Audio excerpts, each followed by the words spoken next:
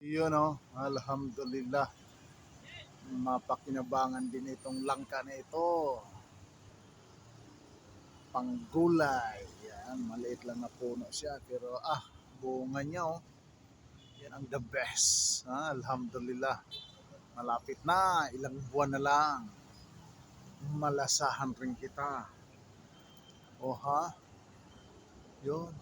Daming bubot oh. Alright. Tatlong sako ito. Hindi ito matibag-tibag ng piste. Binalot ko na yan. Sana pag ako nagbalot, ako rin makinabang. Inshallah, inshallah.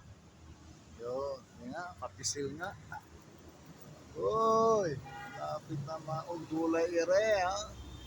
Kung ano man yan.